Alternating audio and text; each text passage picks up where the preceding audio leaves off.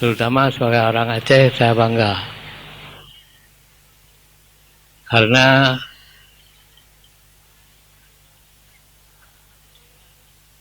orang Aceh itu tidak pernah berhenti berjuang.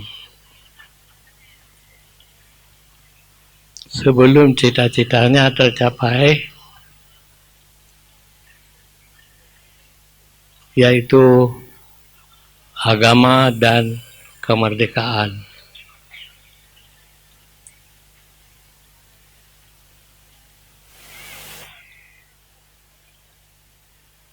Mungkin bapak-bapak pernah melihat Kerkhoff yang ada di Banda Aceh.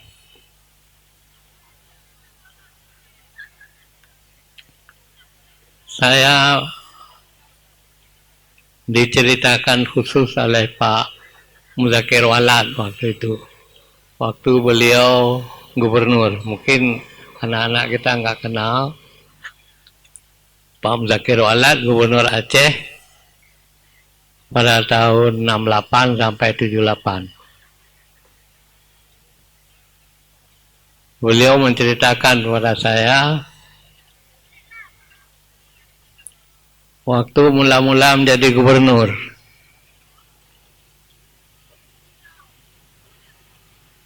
Beliau menyaksikan bahwa selama sesudah kemerdekaan pada tahun 45 sampai dengan tahun 68 pada waktu itu,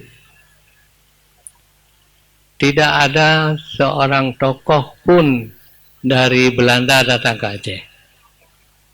Sedangkan dari Amerika, dari Inggris, dari Prancis, dan dari beberapa negara besar lainnya sudah datang ke Aceh. Tapi orang Belanda belum pernah datang ke Aceh. Kemudian timbul ide dari beliau untuk mengundang duta besar Belanda. Jadi kita undang duta besar Belanda untuk datang ke Aceh. Itu tahun 68. Jadi sesudah ketemu dengan duta besar, beliau mengundang. 1 bulan ditunggu nggak datang orang Belanda itu, duta besarnya yang di Jakarta. Kemudian datang lagi Pak Muzakir, datang lagi kantornya di Jakarta. Pak duta besar sudah saya undang kok belum datang.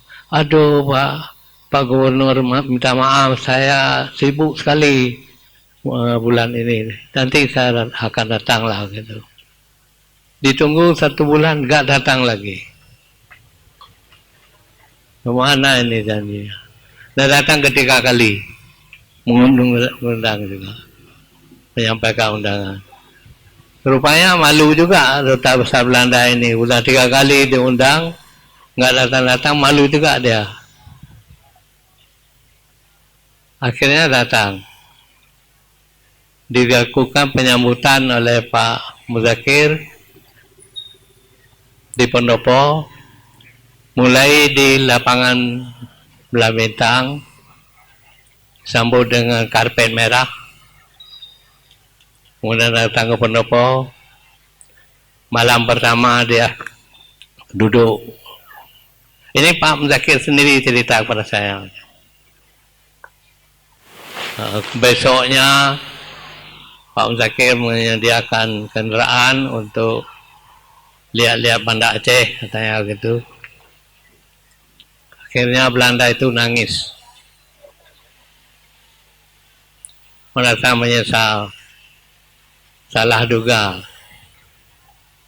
Dia pikir permusuhan orang Aceh dengan Belanda tidak akan berakhir. Ternyata tidak demikian.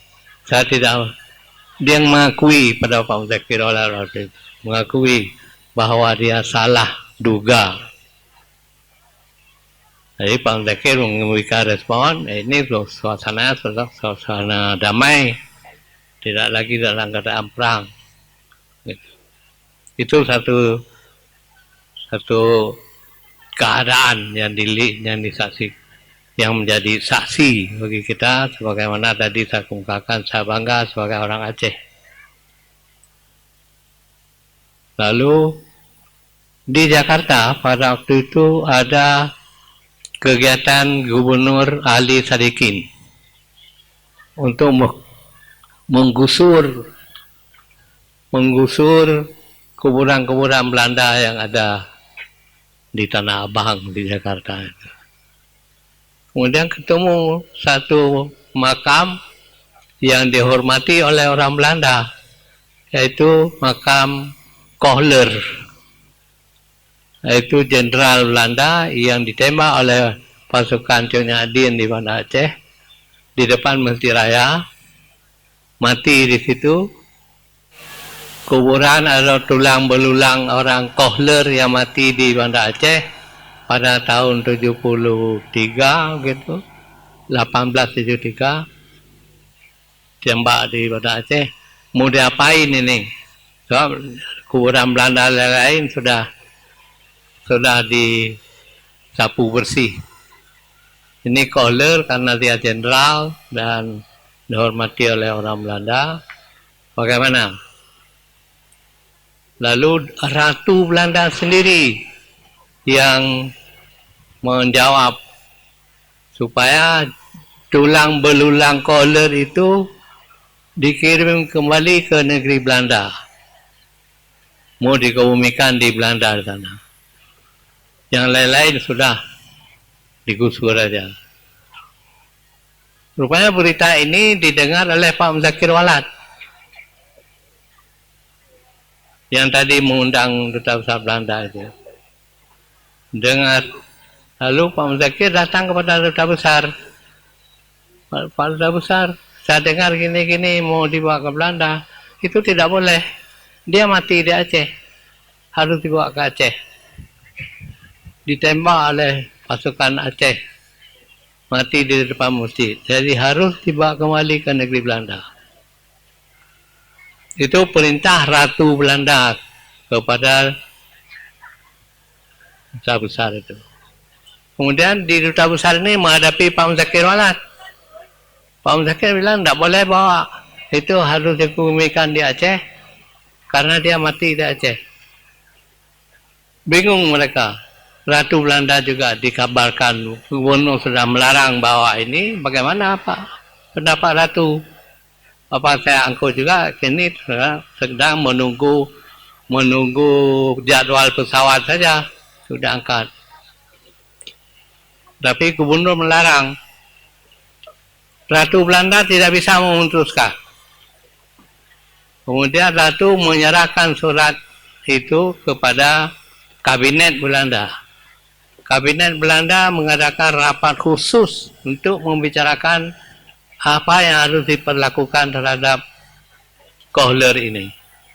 Karena Gubernur Aceh tidak menyetujui untuk dibawa dari Belanda. Jadi diadakan sidang kabinet untuk memutuskan apa. Lalu di antara rapat kabinet itu timbul gagasan, kalau gitu karena memang dia ada meninggal di Aceh, Gubernur minta dikebumikan di Aceh, kita harus setuju, katanya. Karena itu hak Gubernur Aceh untuk menentukan. Jadi, ya begitu kesimpulannya. Kemudian dibawalah kemari pada tahun 78 itu. Dikebumikan di Kerkhoff. Itu bapak-bapak kalau pergi ke Kerkhoff itu bisa lihat kuburan Kohler itu, seorang jenderal yang memimpin pasukan Belanda. Kemudian Pak Muzakir mengatakan waktu itu, saya jadi kiku waktu dia datang mengikuti jalur ke gaya militer lah, dikirim tentara Belanda beberapa orang ke Banda Aceh, kemudian Majelis Ulama Aceh ikut, gubernur apalagi ikut untuk memandu usungan Ratu Belanda Kohler. Di situ Bapak bisa lihat di kuburan Kohler di Kerkhoff itu, bisa lihat gambar ular. Gambar ular. Saya tanya waktu itu, apa gambar ular itu, Pak? Gambar ular itu untuk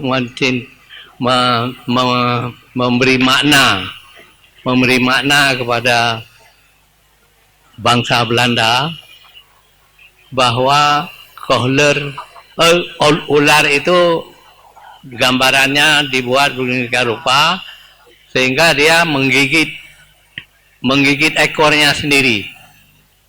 Jadi kepala ular naik begini sampai kepada ekornya, dia gigit ekornya. Jadi di situ ada orang Belanda, ada yang nanyakan apa makna ular menggigit ekornya di gambar batu nisan Kohler itu. Itu maknanya bahwa Kohler mati ditembak oleh orang Aceh karena salahnya sendiri, bukan salah orang Belanda katanya. Salahnya sendiri.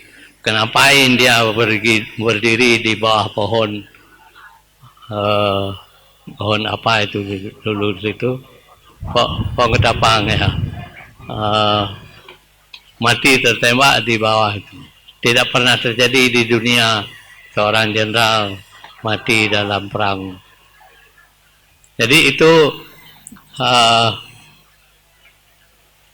ya orang Belanda tadi yang mengatakan kita harus ikut perintah gubernur itu, dia membisikkan kepada orang-orang yang ada di situ, lucu orang Aceh. Dulu dia musuhan buyutan sama kita, sekarang tulang pun tidak boleh disentuh, harus disimpan. Jadi komentar Pak Muzakir, itulah dulu terjadi perang karena kita bermusuhan, tapi sekarang persahabatan timbul di mana-mana, tidak ada urusan lagi dengan peperangan.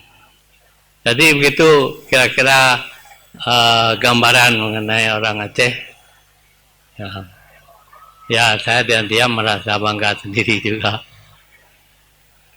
Ya karena kata orang Belanda itu, mereka itu dilahirkan untuk membela bangsanya.